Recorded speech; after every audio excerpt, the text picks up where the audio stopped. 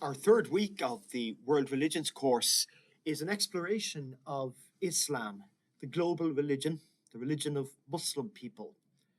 The learning goal for this week is that students should gain an accurate overview of Islam with particular attention to its five pillars, to the revelation of the Quran, the relationship between Islam, race, and culture, and interpretation of jihad.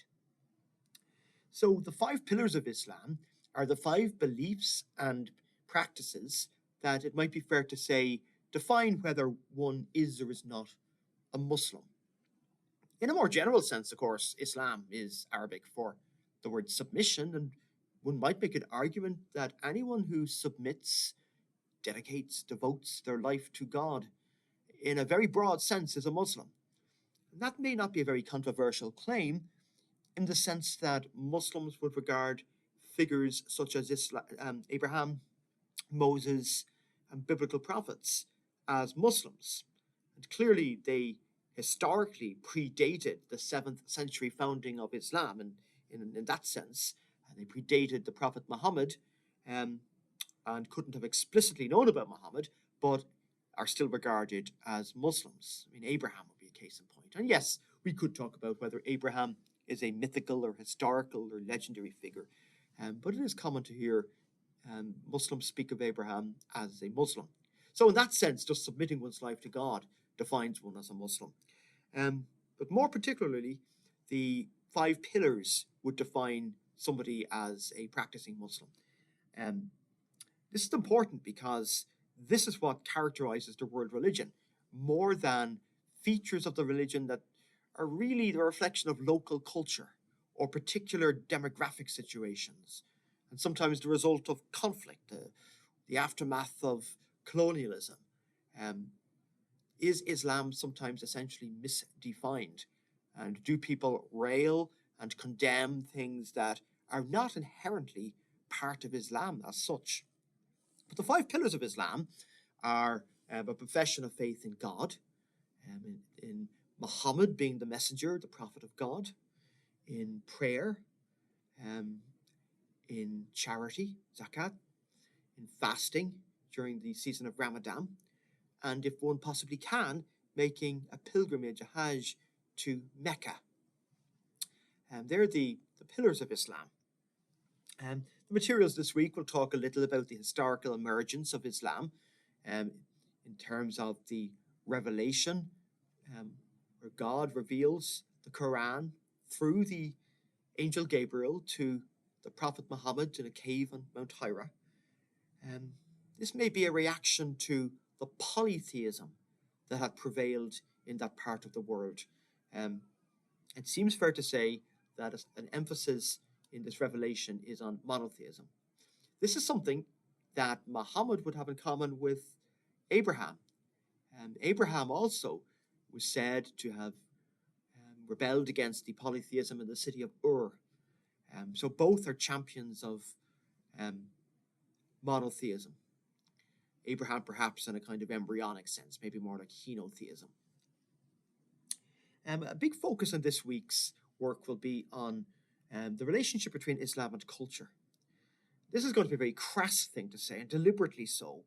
But when we think of Islam, is it the case that we often think of sandy deserts and camels and oases with palm trees? And I know this is horrifically stereotypical.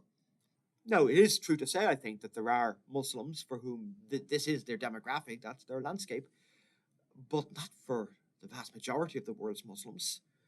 Its origins are in the Middle East, but Islam is a global religion, lived and practiced in a great variety of cultures and countries.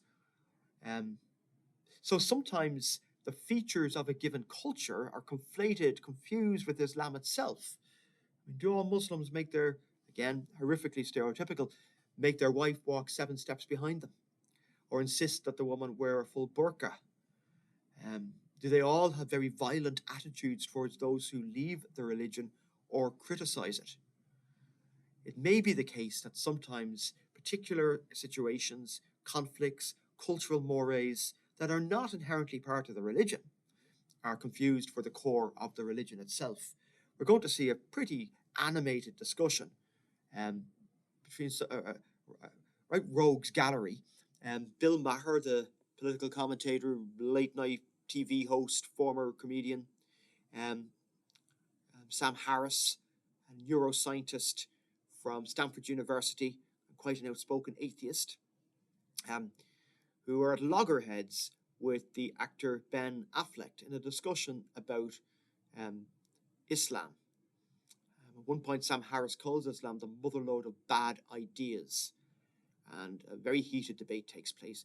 It'll be interesting to see, are they talking across purposes during this debate, or do you feel that the Affleck side, or the Harris and Maher side seems to make more sense? You'll come to your own conclusions on that.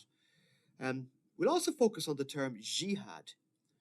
Jihad, I think it's fair to say, if you look it up on dictionaries online or in paper, you'll find definitions that relate it to holy war and to religiously inspired violence.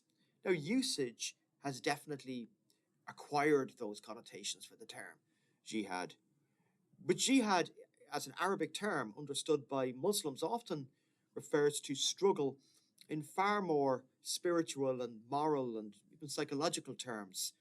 And many Muslims will argue that the real jihad is the struggle within, not a struggle against other people. It's the struggle against our darker urges and our lizard brain, etc. So a person's jihad might be anything from dealing with their addiction to their difficult relationships with other people.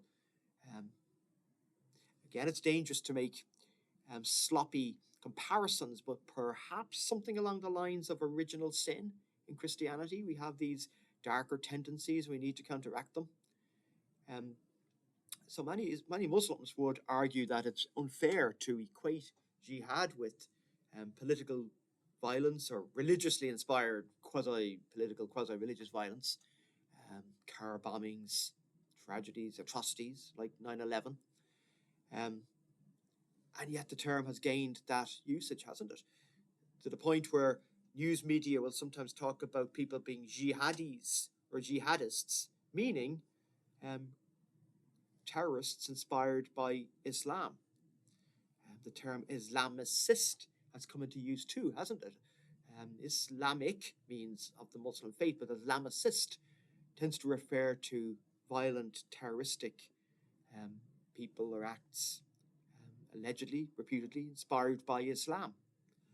So this is a hot button issue, I think it's fair to say, in many places in the world.